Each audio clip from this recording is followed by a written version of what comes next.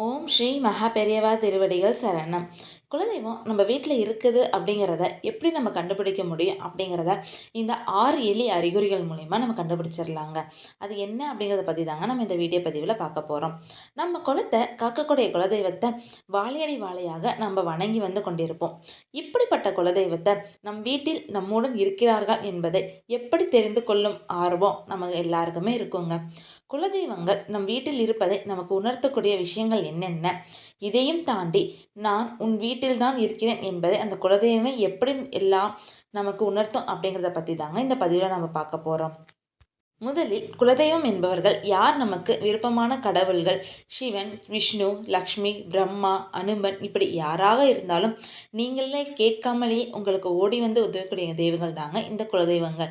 ஏன் உண்மையாக சொல்ல போனால் நீங்கள் விரும்பக்கூடிய கடவுள்களிடம் பிரார்த்தனை வைக்கும்போது அவர்கள் அந்த பிரார்த்தனையை நிறைவேற்றுவதற்கு உங்களுக்கும் உதவுவதற்காக உங்கள் குலதெய்வத்திற்கு தாங்க முதல்ல உத்தரவு வாங்கணும்.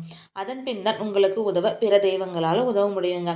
அந்த அளவிற்கு சக்தி வாய்ந்தவர்கள் தான் நம் குலத்தை காக்கின்ற குலதெய்வங்கள். இப்படிப்பட்ட குலதெய்வங்கள் நம் வீட்டில் இருக்கிறார்களா இல்லையா என்பதை சாதாரணமாக நாம் தெரிந்து கொள்ளலாங்க. உங்கள் வீட்டில் வறுமை, பண கஷ்டம், இது போன்ற சிக்கல்கள் தொடர்ந்து வந்து கொண்டே இருக்கிறது என்றால் உங்கள் வீட்டில் குலதெய்வம் இல்லை என்பதை தெளிவாக நீங்கள் புரிந்து கொள்ளலாம். இதனால் தான் நீங்கள் வருடத்திற்கு ஒரு முறையாவது உங்கள் குலதெய்வ கோயிலுக்கு சென்று கண்டிப்பாக வழிபட வேணும் அப்படின்னு சொல்லிட்டு நம்ம முன்னோர்கள் சொல்கிறார்கள். அப்படி நீங்கள் உங்கள் குலதெய்வ கோயிலுக்கு வழிபாடு செய்து முடித்து வரும் பொழுது உங்கள் வீட்டிற்கு குலதெய்வம் உங்களுடன் வந்து இருக்கிறதா இல்லையா என்ற சந்தேகம் வரும் பொழுது பின்வரும் அறிகுறிகளை வைத்து நீங்கள் தெரிஞ்சுக்கலாங்க. 6வது என்னன்னு பார்த்தீங்க அப்படின்னா தீபம். முதல்ல பூஜை அறை தீபம். நீங்கள் உங்கள் வீட்டில் உள்ள தெய்வங்களுக்கு பூஜை செய்து விளக்கேற்றும் போது அந்த விளக்கு எப்பொழுதும் போல் இல்லாமல் மிகவும் பிரகாசமாகவும் கொழுந்து விட்டு உயர உயர எரிகிறது என்றால் அந்த தீபத்தை வளர்த்து கொண்டிருப்பது உங்கள் குலதெய்வமாக தாங்க இருக்கும்.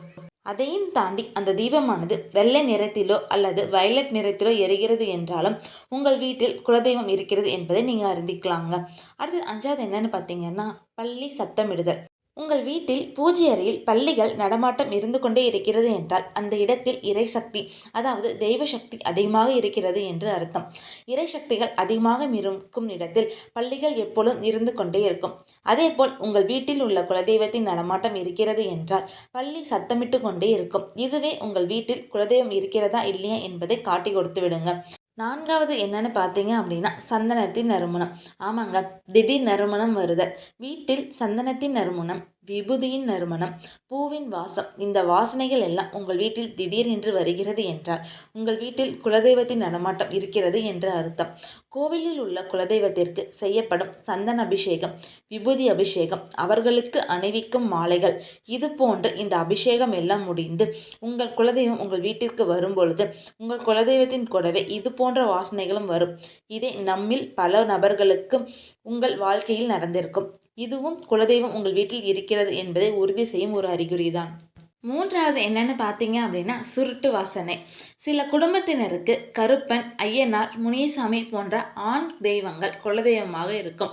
இந்த தெய்வங்களுக்கெல்லாம் நாம் சுருட்டு ஒரு பிரசாதமாக வைத்து வழிபடுவோம். அதற்கு ஏற்றாற்போல் உங்கள் வீட்டில் சம்மதமே இல்லாமல் திடீரென்று சுருட்டு வாசனை வருவதை நீங்கள் உணர்கிறீர்கள் என்றால் உங்கள் குலதெய்வத்தின் நடமாட்டம் உங்கள் வீட்டில் இருக்கிறது என்பதை நீங்கள் முழுமையாக நம்பலாம். 2வது என்னன்னு பார்த்தீங்க அப்படின்னா கோவில் எலுமிச்சை.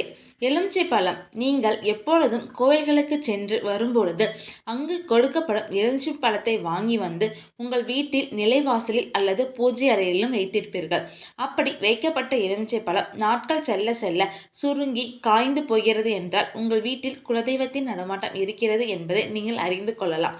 ஆனால் அதே எலுமிச்சை பழம் அழுகி போகின்ற நிலைக்கு வரும்போது உங்கள் வீட்டில் இறைசக்தி என்பது துளியும் இல்லை, துர்சக்தியின் ஆதிக்கம் அதிகமாக உள்ளது என்பதை அது உணர்த்தும். முதலாவது என்னன்னு பார்த்தீங்க அப்படின்னா காகம் கரைதல்.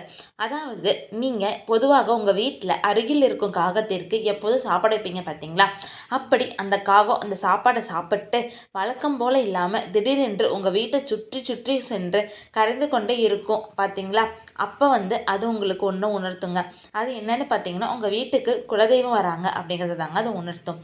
அது மட்டும் இல்லாமல் சில சமயங்களில் நீங்கள் வீட்டில் ஏதாவது சுப நிகழ்ச்சி குறித்தோ அல்லது நல்ல காரியங்கள் குறித்தோ பேசும்போது, அப்படி இல்லையா இந்த நல்ல காரியங்கள் குறித்து உங்கள் குலதெய்வங்கள் இடம் நீங்கள் பிரார்த்தனை வைக்கும்போது உங்கள் குலதெய்வங்கள் அதற்கு சம்மதம் தெரிவிக்கும் நோக்கத்தில் ஒரு சில விஷயங்களை செய்வார்கள். இதில் சிலருக்கு தெரிந்த பொதுவான விஷயம், உங்கள் குலதெய்வத்துக்கு மேல் வைக்கின்ற பூ கீழே விழும் அல்லது எலுமிச்சை பழம் கீழே விழும். இது போன்ற நிகழ்வுகள் எல்லாம் நடக்கும். ஆனால் இதையும் தாண்டி சில நிகழ்வுகள் நடக்கும். நீங்கள் சுபகாரியங்கள் குறித்து பேசும்போது அல்லது பிரார்த்தனை செய்யும் போது நீங்கள் அது பேசிய ஒரு சில மணி நேரத்திற்குள்ளாகவே உங்களுக்கு தெரிந்தவர்கள் யார் மூலமாகவாவது கோவிலில் இருந்து பூ கொண்டு வந்திருக்கிறேன், பிரசாதம் கொண்டு வந்திருக்கிறேன் என்று வருவார்கள்.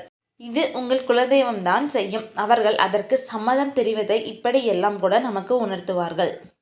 உங்களுக்கு இந்த வீடியோ பதிவு பிடிச்சிருந்தா லைக் பண்ணுங்க, ஷேர் பண்ணுங்க, மறக்காம சப்ஸ்கிரைப் பண்ணிருங்க. ஹரஹர சங்கர ஜெய ஜெய சங்கர, ஹரஹர சங்கர ஜெய ஜெய சங்கர. ஓம் ஸ்ரீ மகாபெரியவா திருவடிகள் சரணம். அனைவருக்கும் நன்றி.